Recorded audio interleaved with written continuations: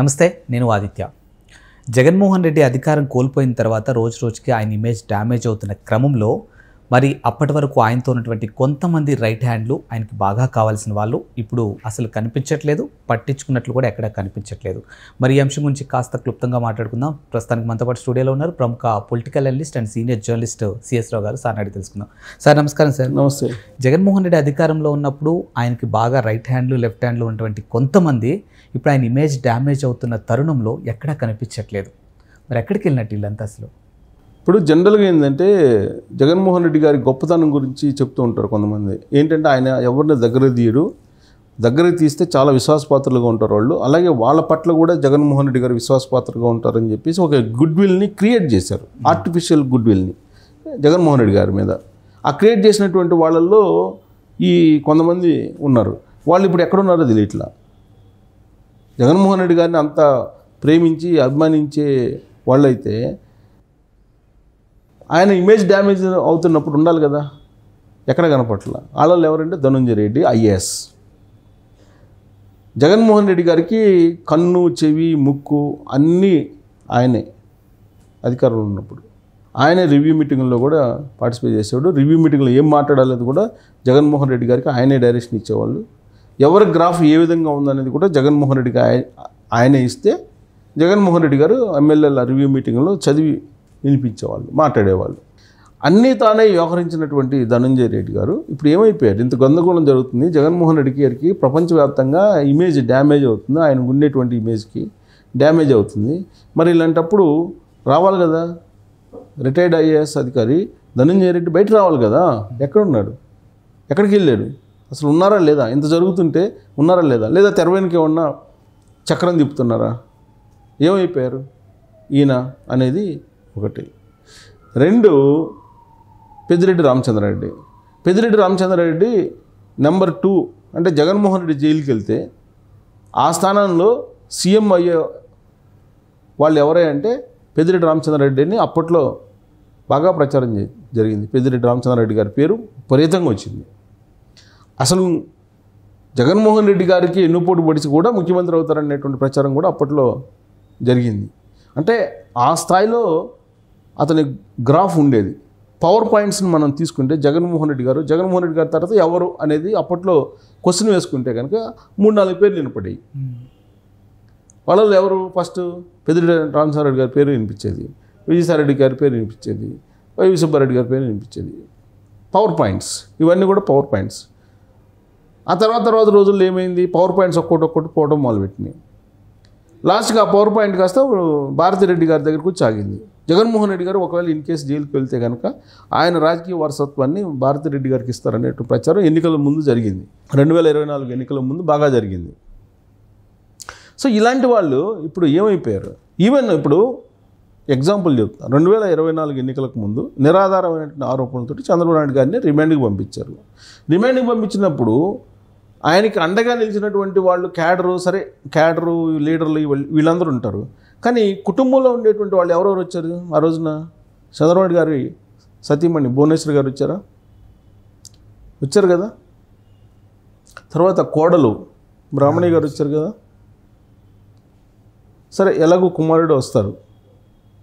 మరి జగన్మోహన్ రెడ్డి గారు ఇంత ఇమేజ్ డ్యామేజ్ అవుతుంటే ఎందుకు భారతిరెడ్డి గారు బయటికి రారు? భారతిరెడ్డి గారు మాట్లాడాలి కదా. ఇప్పుడు భారతిరెడ్డి గారిని సెంట్రిక్ చేస్తూ కూడా చాలామంది మాట్లాడుతున్నారు కదా. ఆగమ శాస్త్రానికి విరుద్ధంగా జగన్మోహన్ రెడ్డి గారు ముఖ్యమంత్రిగా ఉన్నప్పుడు మీరు పట్టు వస్త్రాలు సమర్పించడానికి సతీ సమేతంగా వెళ్లాల్సినటువంటి వాళ్ళు ఒంటరిగా ఎందుకు వచ్చారు? ఒక్కరోజన్నా తిరుమల తిరుపతి దేవస్థానం మీద మీ కుటుంబంలో ఉండేటువంటి మహిళలు కనిపించారా అనేది వైరల్ అవుతున్నటువంటి ఒక వీడియో. ఏంటంటే వైవి సుబ్బారెడ్డి గారు చైర్మన్గా ఉన్నప్పుడు జగన్మోహన్ రెడ్డి గారు అక్కడ తిరుమల వెళ్ళారు. బహుశా నేను అనుకోవటం బ్రహ్మోత్సవాల సమయంలో అనుకుంటా. వెళ్ళినప్పుడు అక్కడ ఏం జరిగింది? ఈ చూస్తారు కదా తులాభారం అంటారు. ఈ తులాభారంలో జగన్మోహన్ రెడ్డి గారిని ఒక చోట కూర్చోబెట్టారు. కూర్చోబెట్టినప్పుడు ఆవిడ వైవి సుబ్బారెడ్డి గారు ఇటువైపు ఉన్నారు. వైవి సుబ్బారెడ్డి గారి సతీమణి ఏమంటున్నారు తెలుసా? జగన్మోహన్ రెడ్డి రక్షక, అఖిలాండ కోటి జగన్మోహన్ రెడ్డి గారి రక్షక అని చెప్పి అంటున్నారు. వాయిస్ అది వైరల్ అవుతుంది ఇప్పుడు. తిరుమల తిరుపతి దేవస్థానం సన్నిధిలో ఆ డైలాగ్ అంటున్నాను, జగన్మోహన్ రెడ్డి రక్షక లాంగ్వేజ్. సో ఆ విధంగా వ్యవహరించినటువంటి వాళ్ళు ఇవాళ ఏమైపోయారు? ఇవాళ జగన్మోహన్ రెడ్డి గారు ఇమేజ్ డ్యామేజ్ అవుతుంది. దానికి కారణం ఏంటంటే లడ్డుల్లో కల్తీ జరిగింది. లడ్డులో పందికి సంబంధించిన కొవ్వు, ఫ్యాట్, జంతువుల కొవ్వు ఇవన్నీ కలిపారని చెప్పి ఇంత డ్యామేజ్ జరుగుతుంది కదా, రిపోర్ట్స్ కూడా వచ్చినాయి కదా. అలాంటప్పుడు నువ్వు ఎందుకు జగన్మోహన్ రెడ్డి రక్షక అని చెప్పి పిలిచినటువంటి వాళ్ళు ఎవరైతే ఉన్నారో వాళ్ళు ఎందుకు బయట రావట్లేదు? ఇప్పుడు ధనంజయ రెడ్డి బయట రావట్లేదు, పెద్దిరెడ్డి రామచంద్రారెడ్డి బయట రావట్లేదు. ఈ ఇష్యూ మాట్లాడే ప్రధానంగా పెద్దిరెడ్డి రామచంద్రారెడ్డి బయట రావాలి ఇప్పుడు. ఎందుకంటే మొత్తం తిరుపతి ఆయనదే కదా అడ్డా. కడప నుంచి మొత్తం చిత్తూరు జిల్లాలన్నీ ఆయనే చూశాడు కదా, ఆయనే ఇన్ఛార్జ్ కదా. మరి ఆయన ఎందుకు మాట్లాడట్లేదు? ఇప్పుడు మాట్లాడాలి కదా ఆయన. ఇప్పుడు ఎందుకు మాట్లాడట్లేదు? అసలు జగన్మోహన్ రెడ్డి గారి ఇమేజ్ డ్యామేజ్ అవుతున్నప్పుడు నువ్వు వచ్చి మాట్లాడాలి కదా, అసలు ఏం జరిగింది అక్కడ అని చెప్పాలి కదా నువ్వు. లేదంటే ఏఆర్ డైరీకి బినామీ అన్నా ఎండాలి ఆయన, ఏదైనా జరిగి ఉండొచ్చు. సో ఆయన బయట రాలా. ధనంజయ రెడ్డి అయితే అసలు ధనంజయ రెడ్డి గురించి మాట్లాడినటువంటి వాళ్ళే లేరు. ధనంజయ రెడ్డి గారు అయితే సీఎం ఆఫీసులో ఉండి అన్ని కర్త కర్మ క్రియ అన్నీ జగన్మోహన్ రెడ్డి గారికి ఆయన దాటి వెళ్తేనే మూల విరాట్ జగన్మోహన్ రెడ్డి గారు అప్పట్లో కనిపించేవాళ్ళు అని చెప్పి వైఎస్ఆర్ కాంగ్రెస్ పార్టీ వాళ్ళు చెప్తూ ఉంటారు. సో అంత కీలకంగా వ్యవహరించినటువంటి పైగా ఐఏఎస్ ఆయన ధనంజయ రెడ్డి గారు రిటైర్డ్ అనుకోండి, ఇప్పుడు రిటైర్ అయిపోయారు అనుకోండి. బట్ ఐఏఎస్ కదా, ఆయన బయట రావాలి కదా, బయటకు వచ్చి చెప్పాలి కదా, చెప్పట్లా. విజయసాయి రెడ్డి, వైవి సుబ్బారెడ్డి వీళ్ళేంటి ఓన్లీ ట్వీట్లు చేయటం, లేదంటే అంతవరకు పరిమితం అవుతున్నారు. మిగతా వాళ్ళు ఎవరు రావట్లేదు. ఏమైపోయారు వీళ్ళందరూ? జగన్మోహన్ రెడ్డి గారికి సంబంధించినటువంటి కోటలో ఉండేటువంటి ఈ బ్యాచ్ అంతా ఏమైపోయారు? కోటల బ్యాచ్ కదా వీళ్ళంతా. కోట్ల బ్యాచ్ అంతా బయట రావాలి కదా, కోట్ల బ్యాచ్ అంతా ఏమైపోయారు అంటే తేలుగుట్టిన దొంగల మాదిరిగా ఉన్నారు. వీళ్ళందరికీ తెలిసే జరిగిందని చెప్పి భావించడానికి అవకాశం ఉండేలా వీళ్ళ వ్యవహారం కనిపిస్తుంది. వీళ్ళందరికీ తెలిసే ఈ మొత్తం కల్తీ వ్యవహారం, కల్తీ నెయ్యి వ్యవహారం. కానీ జగన్మోహన్ రెడ్డి గారి పరిపాలనలో మొత్తం కరప్షన్ సెంట్రలైజ్ అయింది. ప్రతి చోట నుంచి కరప్షన్ జరిగినప్పుడు దాంట్లో పర్సంటేజ్ తాడేపల్లికి వచ్చేలాగా ధనంజయ రెడ్డి గారు ప్లాన్ చేశారు అని చెప్పి ఆయన మీద ఉన్నటువంటి ఆరోపణ.